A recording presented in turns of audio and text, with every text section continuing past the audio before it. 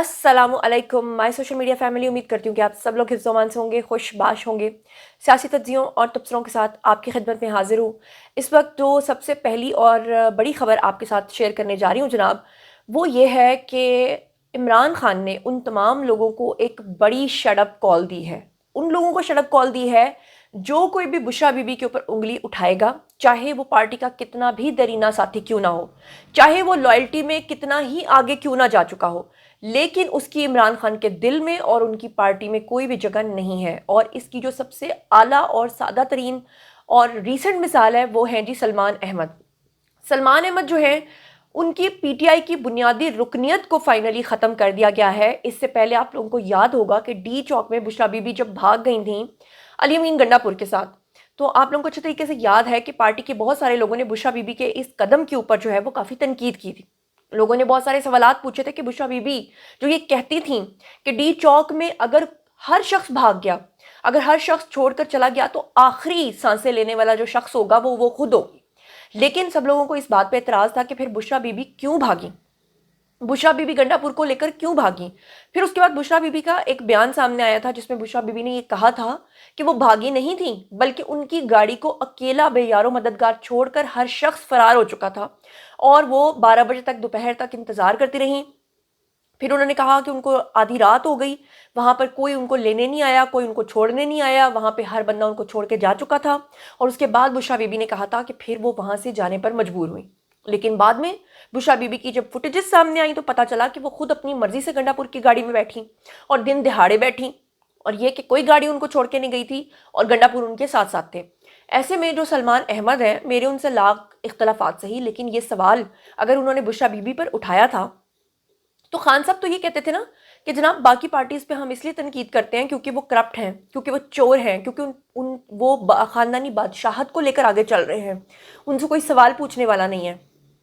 तो फिर सवाल ये है कि अगर सलमान अहमद, जिन्होंने हर अच्छे बुरे वक्त में इमरान खान का साथ दिया, अगर उन्होंने बुशरा बीबी को लेकर ये सवाल पूछा ही था, तो इसमें ऐसी कौन सी क़यामत आ गई थी कि बुशरा बीबी जो कि खान साहब की मुर्शिद साहिबा हैं, उनके ऊपर महज एक सवाल उठाने की वजह से, बजाय इसके कि ये सवाल का जवाब दिया जाता, उनकी पार्टी की बुनियादी रुकनियत को ख़त्म कर दिया गया। तफसीलात ज़रा सुन लीजिएगा। पाकिस्तान तहरीक इंसाफ के जो चेयरमैन हैं बैरिस्टर गोहर, उन्होंने बेसिकली सलमान अहमद की बुनियादी रुकनियत ख़त्म करने का नोटिफिकेशन जो है वो जारी किया। नोटिस में कहा गया है कि सलमान सोशल मीडिया बयानात से पार्टी क़यादत और वर्कर्स में नफाक पैदा करने की कोशिश करते रहे। उन्होंने बानी पीटीआई इमरान खान और अहले खाना यानी बुशरा बीबी के खिलाफ सोशल मीडिया पर पोस्ट की। नोटिस में यह भी कहा गया है कि पार्टी सलमान अहमद के बयानात से इजहार लाताल्लुकी करती है और पीटीआई की बुनियादी रुकनियत भी ख़त्म की जाती है। वो मुस्तकबिल में पीटीआई का नाम इस्तेमाल नहीं कर सकते, यानी कि वो गोया आइंदा अपनी पार्टी का नाम जो है, पीटीआई का जो नाम है, वो भी अपने साथ अब नहीं लगा सकते। अब उनका इससे कोई ताल्लुक नहीं है। बहरहाल आपको ये भी बता दूं कि इससे पहले शेर अफजल मरवत जो हैं, उन्होंने सलमान अहमद को रॉन्ग नंबर करार दिया था। आप लोगों को याद होगा, उस वक्त सारे पिल पड़े थे जनाब शेर अफजल मरवत के ऊपर। लेकिन आज जब खान साहब ने ऑर्डर्स दिए, सब लोग खामोश हैं। आज कोई खान साहब से पूछने वाला नहीं है कि खान साहब आप तो कहते थे कि सवाल करने की इजाज़त और आज़ादी तो सबको होती है, आज अगर सवाल कर लिया गया है तो कौन सी ऐसी क़यामत आ गई है। बहरहाल सलमान अहमद जो हैं, उन्होंने भी एक ट्वीट की थी और उन्होंने कहा था कि मुझे बताया गया है कि मैं हिट लिस्ट पर हूँ। और वही बात हुई कि जब उन्होंने बुशरा बीबी के ऊपर अगर सवाल उठाया तो उनका क्या हाल हुआ है। यही पीटीआई वो कल्ट है। हम क्यों इसको कल्ट कहते हैं कि जब कोई सोशल मीडिया पर आकर इनके मुतल्लिक अगर इनकी बात से सिर्फ एक इख्तलाफ भी करे ना, उसकी ऐसी माँ बहन करते हैं, उसकी ऐसी ट्रोलिंग करते हैं, उसका वो सत्यानाश करते हैं कि वो बेचारा शायद किसी को मुंह दिखाने के काबिल नहीं रहता। आप उनकी ट्रोलिंग की समझ लें कि इस हद तक है कि बड़े बड़े जजेस इनकी ट्रोलिंग के आगे नहीं टिक पाते। बड़े बड़े जजेस जो हैं वो भाग गए कि भाई हमारे ख़ानदान की तस्वीरें निकाल कर लगाएंगे, हमारा क्या बनेगा। कल जनाब, अब मैं आपको अगली खबर बताती हूँ। पीटीआई के 26 नवंबर का जो एहतजाज हुआ था, उसमें आपको अच्छे तरीके से याद होगा कि उसमें रेंजर्स अहलकार जो हैं वो शहीद हुए थे और उसमें कई जो थे वो ज़ख्मी भी हुए थे। अब जो लेटेस्ट खबर आई है उसके अकॉर्डिंगली 26 नवंबर के एहतजाज में ज़ख्मी होने वाला जो एक रेंजर्स अहलकार था वो उनकी शहादत हो गई है, वो शहीद हो गए हैं। और यकीन करें कि इस कदर दिल दुखी है, इस कदर दिल दुखी है कि आज हुकूमत जो है इमरान खान के साथ मज़ाकरात की बातें कर रही है। अगर मज़ाकरात करके खान साहब को छोड़ दिया जाता है تو سوال یہ ہے کہ وہ جن لوگوں نے شہادتیں پائیں ان کا کیا ہوگا؟ وہ جن لوگوں کو آپ نے ڈی چوک پہ جا کے ریاست کے ساتھ لڑوایا ان کا کیا ہوگا؟ وہ جن لوگوں سے آپ نے 9 میں کروایا ان کا کیا ہوگا؟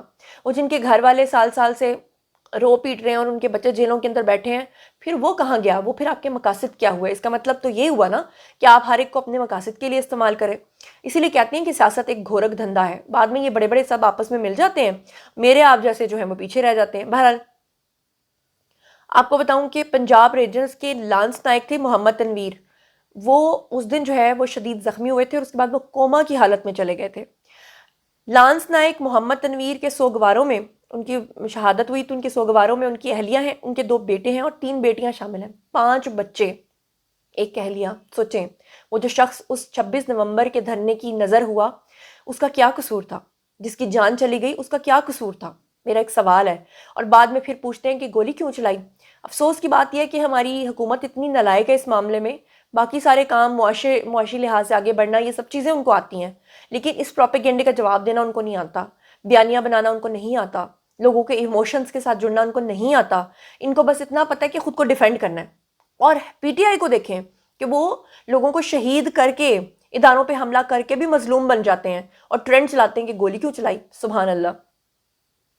بہرحال اس قدر مجھے شدید تکلیف ہوئی ہے کہ میں آپ کو الفاظ میں بیان نہیں کر سکتی۔ اس سے پہلے آپ کو یاد ہوگا کہ ہمارے جو آرمی چیف ہیں اور جو ہمارے پرائم منسٹر ہیں، انہوں نے جتنے بھی شہید ہوئے تھے، جو ہمارے فوجی اہلکار، رینجرز کے اہلکار، ان سب کے اور پولیس کے جو اہلکار شہید ہوئے تھے، ان کے جنازوں میں شرکت کی تھی۔ بہرحال جی، اب چلتے ہیں آج کی سب سے بڑی اور سب سے اہم خبر کی طرف، اور وہ یہ ہے کہ پچھلے کافی دنوں سے یہ چہمگوئیاں ہیں کہ عمران خان اور بشرا بی بی جو ہے ان کو بڑی سزا ہونے جا رہی ہے۔ اب اس حوالے سے خبر یہ ہے کہ عمران خان اور بشرا بی بی کے خلاف جو 190 ملین پاؤنڈ کا کیس تھا، اس کا فیصلہ محفوظ کر لیا گیا ہے، اور یہ فیصلہ اب 23 دسمبر کو سنایا جائے گا۔ اور اس چیز کی حتی الامکان جو ہے وہ مجھے لگتا ہے کہ پی ٹی آئی والے کوشش کریں گے، کیونکہ بہت سارے لوگوں کے بیانات آ رہے ہیں کہ اس دن عمران خان کو 14 سال قید با مشقت کی سزا ہو جائے گی۔ احتساب عدالت نے ڈیالہ جیل میں پاکستان تحریک انصاف کے بانی عمران خان اور بشرا بی بی کے 190 ملین پاؤنڈ کیس کا فیصلہ جو ہے وہ محفوظ کیا ہے۔ احتساب عدالت کے جج عظیم ناصر جاوید رانا، انہوں نے ڈیالہ جیل میں 190 ملین پاؤنڈ کیس کی سماعت کی۔ بانی پی ٹی آئی اور بشرا بی بی کمرہ عدالت کے اندر اس وقت موجود تھے۔ بانی پی ٹی آئی اور بشرا بی بی کے جو وکلا ہیں انہوں نے حتمی دلائل دیے، جبکہ پروسیکیوشن ٹیم نے جناب گزشتہ روز اپنے دلائل مکمل کر لیے ہوئے تھے۔ عدالت نے فریقین کے حتمی دلائل مکمل ہونے کے بعد فیصلہ محفوظ کیا۔ احتساب عدالت کے جج ناصر جاوید رانا 23 دسمبر کو یہ فیصلہ سنانے جا رہے ہیں۔ 190 ملین پاؤنڈ ریفرنس کا جو ٹرائل ہے وہ 1 سال کے بعد مکمل ہونے جا رہا ہے۔ نیب نے ٹرائل کے دوران 35 یعنی کہ 35 گواہان کے بیانات ریکارڈ کرائے۔ بانیہ پی ٹی آئی کے وکلاء نے گواہان پر جرح کی۔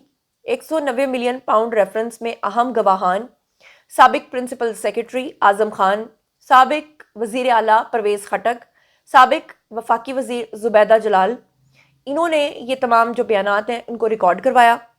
190 ملین پاؤنڈ کیس میں گزشتہ سال 27 فروری کو فرد جرم جو ہے وہ عائد کر دی گئی تھی، اور اب جو ہے فائنلی اس کا فیصلہ سنایا جانے لگا ہے۔ اس چیز کا قوی امکان ہے کہ عمران خان کو عمر قید کی سزا ہو جائے گی، اور عمران خان نے اس چیز کا بندوبست کرنے کے لیے پہلے سے تیاری کر رکھی ہے، اور وہ ہے سول نافرمانی کی صورت میں۔